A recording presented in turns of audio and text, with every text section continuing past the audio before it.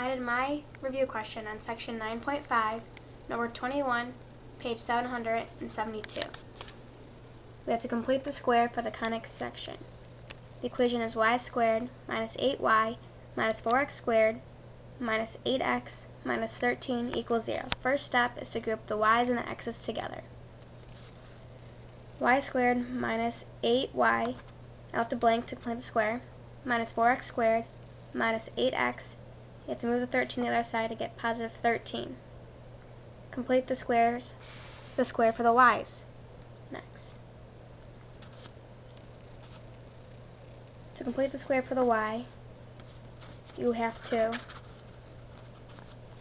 do b divided by 2 and square it.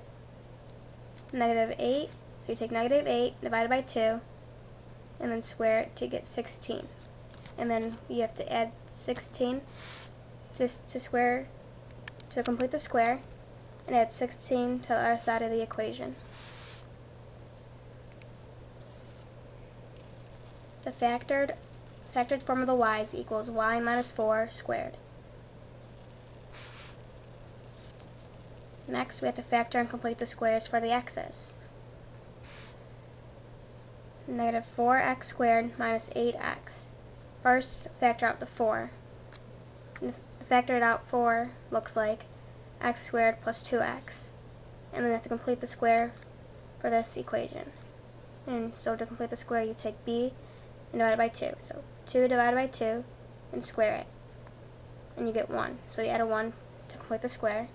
But instead of just adding a 1 to the right side, you have to distribute negative 4 and times it to 1 to equal negative 4 and add it to the right side. The factored form for the x's now look like negative 4 x plus 1 squared. You get that from here, and minus 4. Now we have to put the x's and y's together. And it equals y minus 4 squared minus 4 x plus 1 squared. And you're going to get equals 25 once you add all the 13 plus 16 minus 4 together.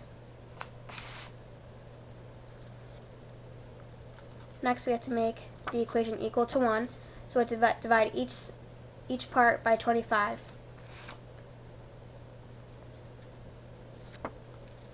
Now our equation looks like an equation for a hyperbola. And the center for a hyperbola is h comma k. So our center for ours is going to be the inverse of our equations, which will be negative 1 and positive 4.